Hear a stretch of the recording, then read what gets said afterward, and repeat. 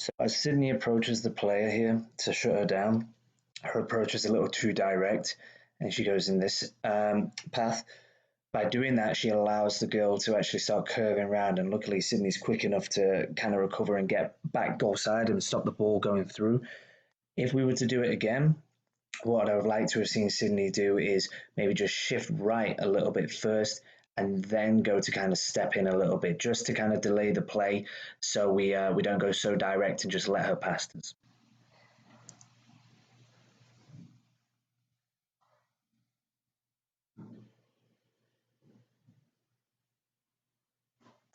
Example of us not really getting set up very quickly on an opposition throw.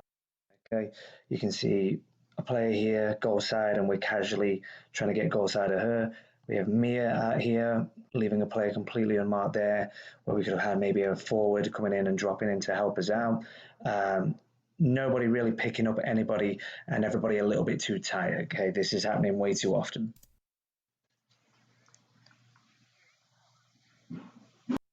What I just want to highlight here, guys, is our defensive line as we move up the field. Here you can see very clearly the one goal left completely unmarked. Yes, she's offside right now, but she starts to drift onside, and not one of these three players at the back or the right back here is aware of her. One lucky ball through from any of these girls here, and she's through on goal. Okay, we've got to just be so much more aware of the spacing behind us, not switching off when the game is being played.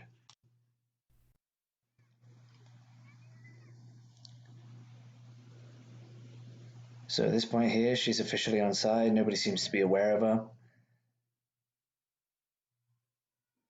And it just stays like that.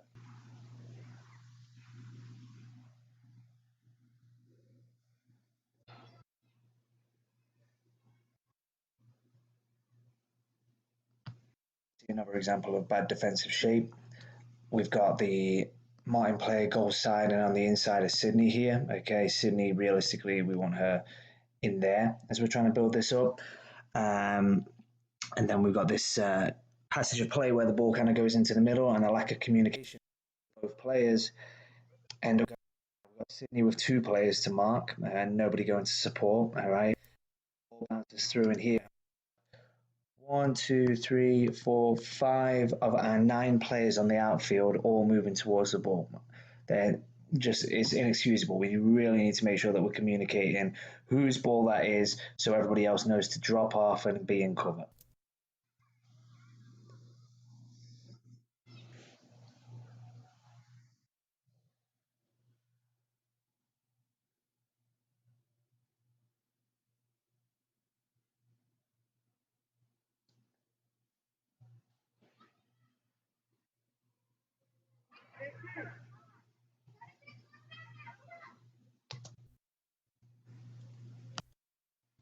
So in this passage of play, we have Maddie receiving the ball in here. Too many touches. Okay. Smaller touch there, and then she could be having a shot. She could be finding it, Avery with the pass. Okay. So just playing a little bit quicker, realizing the space around us and not going for the big heavy touches. To us losing possession. Thankfully, we win it back and we are able to play it back to Adri.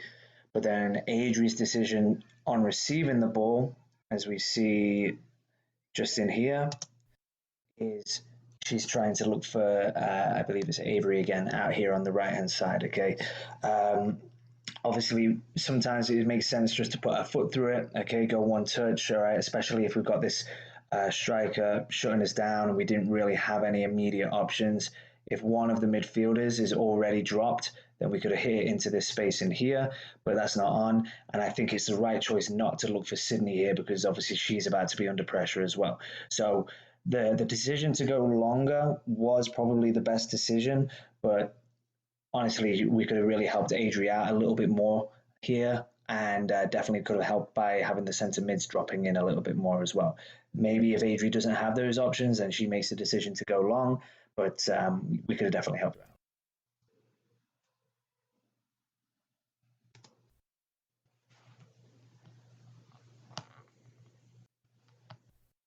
So here we're going to be highlighting Karina receiving the ball Okay, you can see the ball's clearly come from a high traffic area. It's just out of frame, but we know that we've got a couple more Martin players just out of shot here, so we've got a lot of traffic in this area of the field. If a bit of the communication is in there for Karina as she receives this ball to feet, you can see it makes so much more sense just to turn out and hit this space in here. We've got midfielders offering support. All right, we've got a huge amount of options in behind Karina. Instead, we don't give her the option or we don't communicate it, and she chooses to play back towards traffic. She also doesn't scan her shoulder. If she scans her shoulder right now as she's dropping into receive, which she does great at, if she scans her shoulder here, she could be turning, she could be shooting herself, honestly. So it's another opportunity missed just because of our decision making in the final third. So here's another example of us being slow to get into shape defensively when defending a throw-in. Uh, Transition wise, we're just too slow here. All right, we had at least 5-6 seconds to get into shape. Sydney should already be here by now. Hope should have dropped. Our other defenders should be deeper. Okay, and one of our midfielders can be pushing high to create a bit of better shape in there. Okay, it's just a little bit too casual, and it was just a pattern that I'm starting to see emerge, definitely from dead balls like throw-ins like this, and we've got a load more in these videos as well. So we've got to make sure we fix this because against a better team, we'll get punished for these.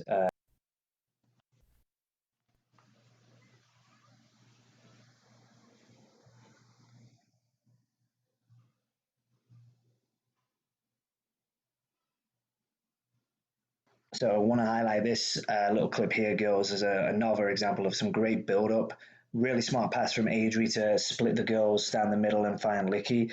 Licky, great little bit of control and turns to play out. All right, another one of those many examples in this game of our centre mid receiving the ball and then able to play forwards. We saw countless amounts of these, so I'm really, really happy that we managed to replicate what we've been doing in training and put it straight into this game.